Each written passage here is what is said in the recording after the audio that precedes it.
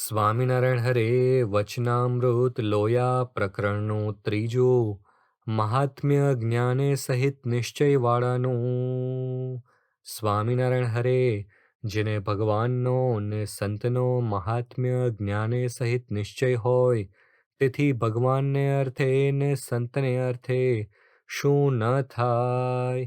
એને અર્થે કુટુંબનો ત્યાગ કરે, લોકલાજનો ત્યાગ કરે, રાજ્યનો ત્યાગ કરે, સુખનો ત્યાગ કરે, ધનનો ત્યાગ કરે, સ્ત્રીનો ત્યાગ કરે, અને સ્ત્રી હોય તે પુરુષનો ત્યાગ કરે. જેને ભગવાનનો નિશ્ચય મહાત્મ્ય જ્ઞાને સહિત હોય, તે ભગવાનના વચનમાં ફેર પાડે નહીં ને જેમ કહે તેમ કરે. સ્વામિનારાયણ હરે વચનામૃત લોયા પ્રકરણનું 18મું નિશ્ચયનું.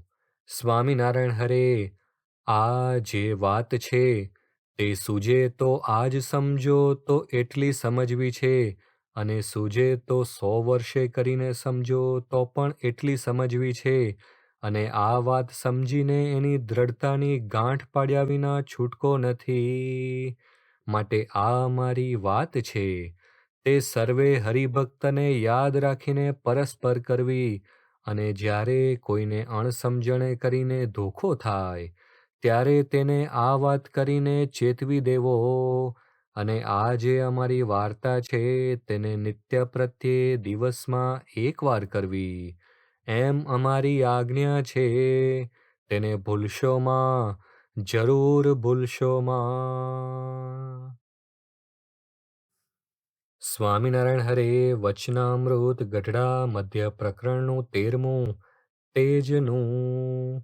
સ્વામિનારાયણ હરે તે સ્વરૂપને તો તમે પણ દેખો છો, પણ તમારા સમજ્યામાં પરિપૂર્ણ આવતું નથી.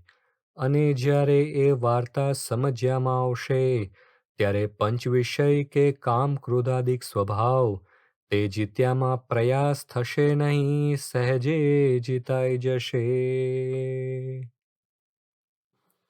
સ્વામિનારાયણ હરે સ્વામીએ વાત કરી જે નિશ્ચય રહે એ જ એકાંતિકપણું છે, અને એ જ રહેવાનું.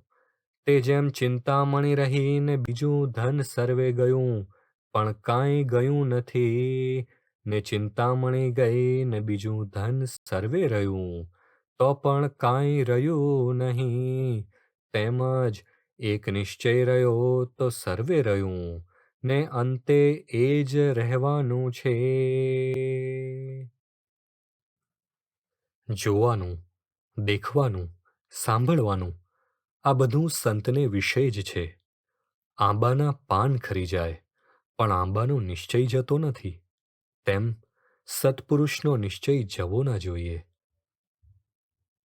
સ્વામિનારાયણ હરે સ્વામીએ વાત કરી જે આપણે તો બહુ મોટો લાભ થયો છે ને બહુ મોટી પ્રાપ્તિ થઈ છે, પણ આપણને સમજાતું નથી.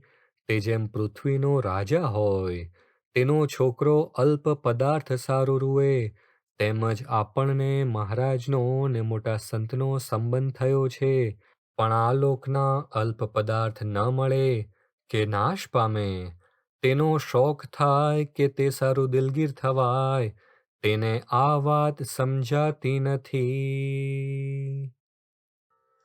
આજ આનંદ મારા ઓરમાં મળી મુને મહામોંઘી વાત રે, કોટી કષ્ટ કરે હરી નવ મળે, તે તો મુને મળ્યા સાક્ષાત રે. આજ આનંદ મારા ઓરમાં.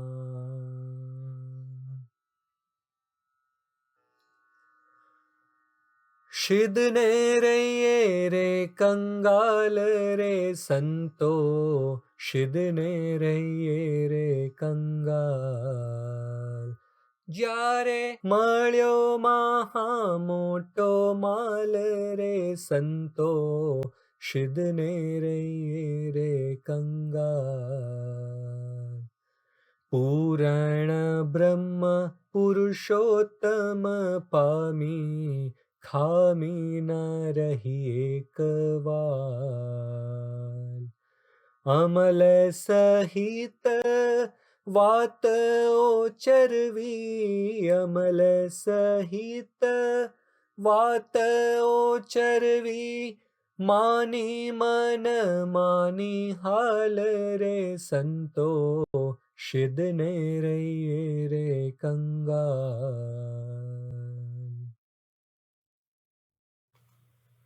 આ લોકના સુખ દુઃખ આવ્યા કરે, પણ પ્રાપ્તિની સામે નજર રાખીએ તો સુખ દુઃખ જરાય નજરમાં ન આવે. પ્રાપ્તિ સમજવા માટે, અનુભવવા માટે કેવળ વિશ્વાસ જ કામ લાગે. આપણી બુદ્ધિ, તર્ક કે અનુભવ બધું જ પ્રાપ્તિને સમજવા માટે સાવ ઓછું પડે. વિશ્વાસ રાખવા જેવા પુરુષ છે એટલે વિશ્વાસ રાખવાનો છે. આ અધ્ધરતાલ વાત નથી. આ પુરુષોને જૂઠ્ઠું બોલવાનું કોઈ કારણ નથી. તે આપવા જ આવ્યા છે. એટલે મહારાજ અને ગુણાતીત પરંપરાના વચનોમાં દ્રઢ વિશ્વાસ રાખવો. એમણે કૃપા કરીને પોતાનું સ્વરૂપ સમજાવ્યું છે, એને પરમ સત્ય કરીને માનવું. સ્વામિનારાયણ હરે વચનામૃત ગઢડા મધ્ય પ્રકરણનું 11મું કર્મ માત્ર ભક્તિરૂપ થયાનું.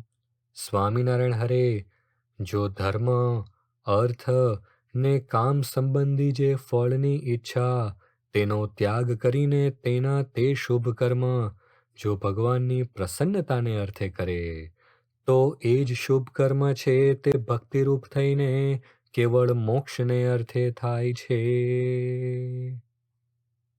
સ્વામિનારાયણ હરે વચનામૃત ગઢડા મધ્ય પ્રકરણનું 27મું મલિન વાસના ન રહે ત્યારે મોટા રાજી થાય તેનું.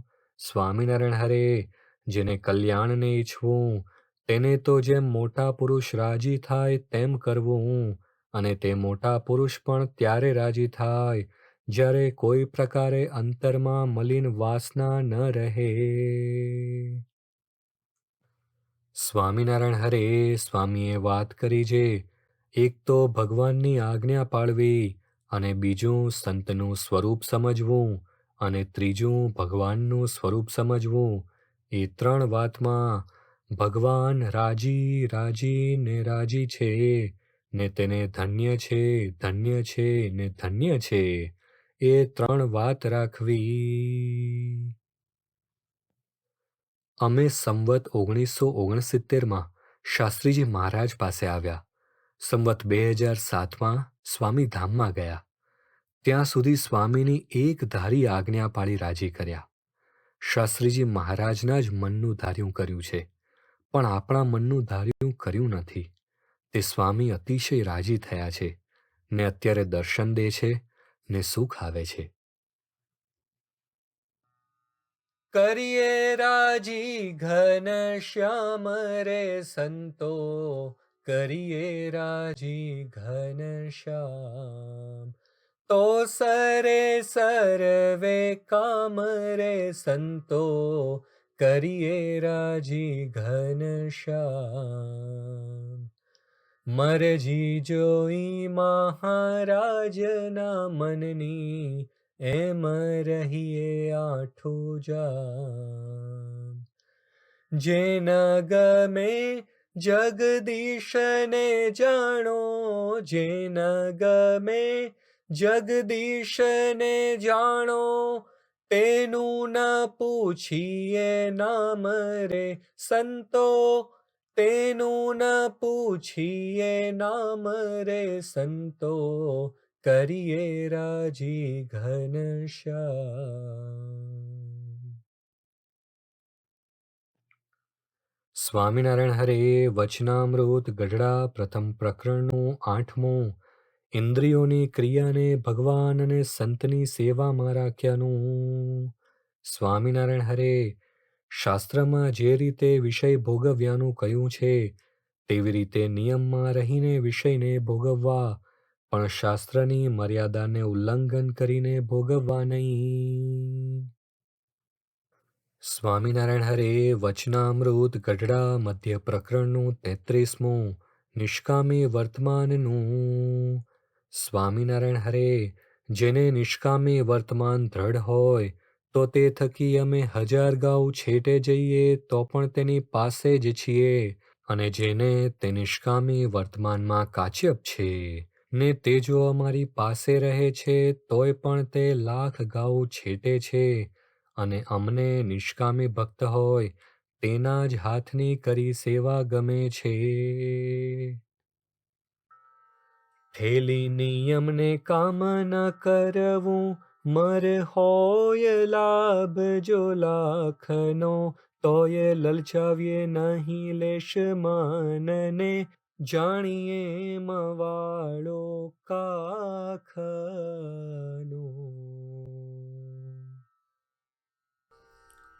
કુદૃષ્ટ્યા પુરુષૈર્નૈવ સ્ત્રિયો દૃશ્યાઃ કદાચન, એવમેવ કુદૃષ્ટ્યા ચ સ્ત્રીભિર્દૃશ્યા ન પુરુષાઃ. પુરુષો ક્યારેય કુદ્રષ્ટિએ કરીને સ્ત્રીઓને ન જુએ, તે જ રીતે સ્ત્રીઓ પણ કુદ્રષ્ટિએ કરીને પુરુષોને ન જુએ. સુખ દુઃખ આવે સર્વે ભેળું, તેમાં રાખજો સ્થિર મતિ, જાળવીશ મારા જનને વળી કરીશ જતનતી. એમ કરતા જો પંડ પડશે તો આગળ સુખ છે અતિ ઘણું, પણ વ્રત ટેકજો ટાળશો તો ભોગવશો સૌ તણું. સ્વામિનારાયણ હરે વચનામૃત ગઢડા મધ્ય પ્રકરણનું 6ઠું હુંડીનું ચિત્તના સ્વભાવનું. સ્વામિનારાયણ હરે, મોટા પુરુષની આજ્ઞાએ કરીને જે ધર્મ પાળે ત્યારે હમણાં તો કાંઈ વિધિ નિષેધમાં વિશેષ જણાતું નથી, પણ અંતે મોટા પુરુષની આજ્ઞા પાળનારાનું કલ્યાણ થાય છે. સ્વામિનારાયણ હરે, સ્વામીએ વાત કરી જે આજ્ઞા પળે એટલી વાસના બળે, ને આજ્ઞા ને ઉપાસના બે મુખ્ય જોઈએ, તે કૃપાનંદ સ્વામીનો એમ ઠરાવજે. કોષ ઊની કરીને ગળામાં ઘાલે એ કેટલું દુઃખ થાય, તો પણ આજ્ઞા ભંગ ન કરવી. સ્વામિનારાયણ હરે, સ્વામીએ વાત કરી જે જેને ભગવાન ભજવા હોય તેનાથી બધાયની મરજી રાખી શકાય નહીં, તેનાથી તો ભગવાનની મરજી સચવાય. કોઈ દી મનમુખી ન થઈએ, તમારી આજ્ઞા પળાય. મનમુખીમાં દેખાય ગુણ સારા, પણ તે ગુણ ન કહેવાય. વચને નિવૃત્તિ વચને પ્રવૃત્તિ, વચને બદ્ધ મુક્ત કહીએ, તે વચન શ્રી હરિમુખના સુખદાયક સર્વે લહીએ.